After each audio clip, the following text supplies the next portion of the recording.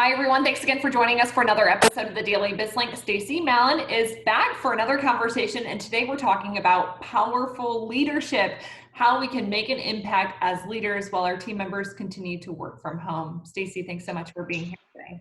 Thank you. Love my Tuesdays. Thank you, Lindsay. So as we dive into this conversation, gosh, I know leaders have had to adapt and really think through our leadership styles and winning strategies. So would love to just kind of open it up to you and hear your thoughts on what we can be doing to make lasting impressions and to become better leaders while our team members are working remote. This is obviously a really relevant conversation, and it's coming up a lot on whether it's calls that I have with other people in the HR profession or leadership in general. And some of the rules haven't changed on what creates great leadership, whether people are remote or they're not remote. But other things I think are unique in this situation. So I think people are struggling with the boundary of that. One thing that hasn't changed is having clear values and purpose. We've talked about that before, but I think if you have any doubt about the power of that, you should definitely get the book Firms of Endearment by Raj Sodia. He's the founder of Conscious Capitalism, but he wrote this book quite a while ago, and it's really heavy in data on the difference it makes to have a clearly defined purpose and also a supporting value system that you can point back to. I think, for example, if you have a strong purpose that people can really tie themselves and the vision of what they're doing to, they are going to be more willing to do more and stretch farther and work harder than if you don't have that clear connection. And then on the other side of that, I think if you're worried about employees kind of taking advantage, if there's a clear purpose and people understand who they're impacting. I was on a call this morning with an organization that has such a clearly defined purpose that what they do ultimately saves lives. Like that is, it doesn't seem like it on the surface, but there's a clear purpose connection that every day they delay in deployment of what they do really creates risk for people. And so will people kind of delay and take advantage if they truly believe that they're aligned to something that big? There's less chance that that's going to happen. So I think having a clear defined purpose and value is still highly relevant, and maybe more than ever. It may help if I unmute myself. No, I'm glad that you brought up that book, because I think it's always helpful for us to have a better understanding or to look to some of those additional resources.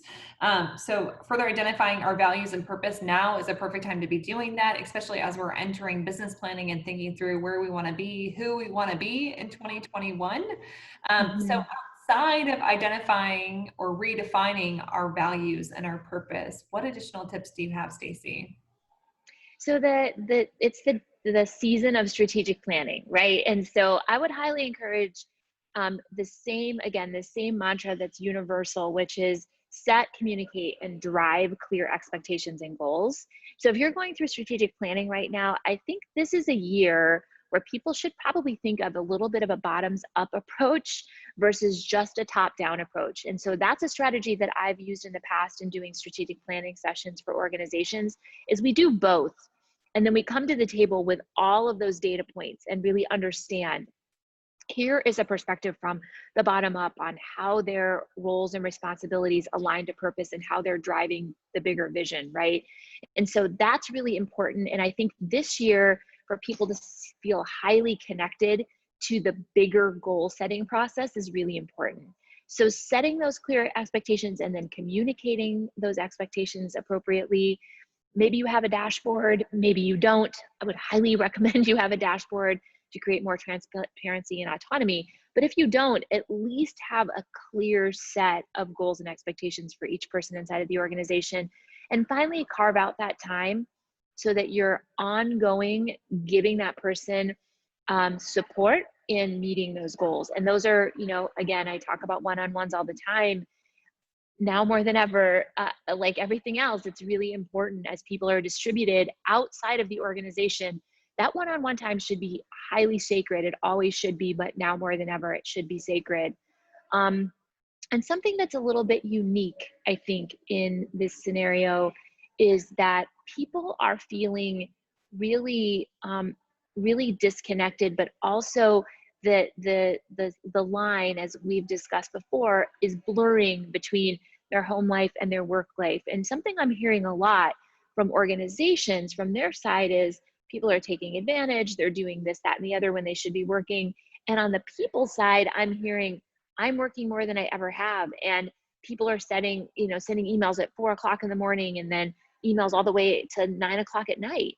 And I think I think honoring people's space and boundaries right now is really important as we maybe set what is going to be the new norm, maybe half in the office, half out of the office, maybe completely distributed, whatever the case may be. I think really giving people the grace that their time with their life outside of work is really, really valuable.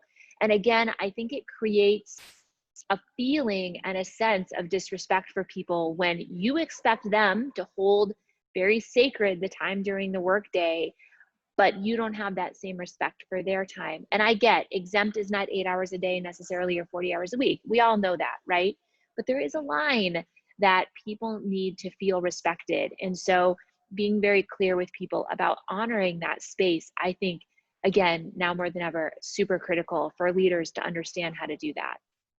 And to do a deeper dive in that specific topic, should we be looking at meeting structures, PTO policies? What ideas do you have around that? I think and this is something that I've done with a couple of teams recently, is really taking a step way back and saying, whatever we knew before is completely different. And so we can't rely on the guidance that we had prior. I'm not a big believer in an 80-page handbook, 100-page handbook. If you have more than 100 pages, I think, that's just problematic altogether. But I think that having a code of conduct, but also giving guidance for people on what are the expectations. One really simple example, maybe you're an executive that loves to get up at 4 o'clock in the morning, go for a hike, and then fire out emails at 5:30 in the morning. Good for you. But set those emails to be sent at after 8 o'clock. Don't don't message to people that there's an expectation. Same thing for people that their high performance time is 7 o'clock at night. I think that's amazing, but you should set up your emails and set up your communication where it's being distributed, if at all possible, unless it's an emergency, during working hours, because people feel like you expect them to respond, especially with mobile devices. If it was just laptops, nobody carries around their laptop all the time, every day. So if that was our only mechanism, but the reality, we all live in the real world, which is we get a notification on our phone from our boss, and the compulsion is to respond. And so it starts to feel like there's an expectation. Even if the leader is verbally saying to you, I have no expectation you're going to respond, that's just when it's best for me to send out. That's really not being a leader. Being a leader is, I respect the fact that you're with your family. I'm going to do my part to send these, to set them to send. Technology is amazing. Let's use it. Technology is amazing to send at a particular time. So I think that's something that I've heard over and over. And I can't even remember where I originally heard that. I was like, yes, this is something that we should be leveraging right now, as well as the Zoom technology and other things for one-on-ones. Give people that tether back to the humanity, but respect their space as well. Stacie, I know you love to have these conversations, but you can also help business leaders, executives with working through some of these components. So how do you feel like you can help them the most when working through these specific types of topics? I am a big believer in developing leaders, and that's why I built Lead with Trust, honestly. And I had been in corporate America for a long time, and we had a lot of different leadership development opportunities, and some were very basic and some were very big picture. But the things that we talk about, you and I talk about every Tuesday, are really just basic skills. So I developed this program to develop very basic skills, blocking and tackling skills that translate to employees as, I trust you, I believe in what you're saying, I want an organization that's trustworthy, I believe in our relationship, I value you. And even if leaders struggle to communicate that in their words, they can do that in their actions. And so that's why I developed what I did, is exactly these scenarios. These are, this is not an end point. This is going to continue to evolve. So the best thing we can do is prepare our leaders with the best skills that they can to walk into these situations prepared to deal with them. And the only way to do that, I know budgets are tight, I get it, but the only way to do that is to double down and help your leaders be prepared. Otherwise, it's unfair to your leadership team to not set them up for success right now.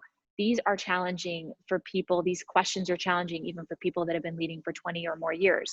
So really invest in your people right now. I know it's a challenge, but that's how I believe organizations can demonstrate that they value people the most.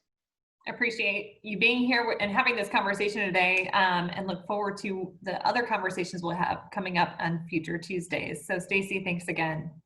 Thank you, Lindsay.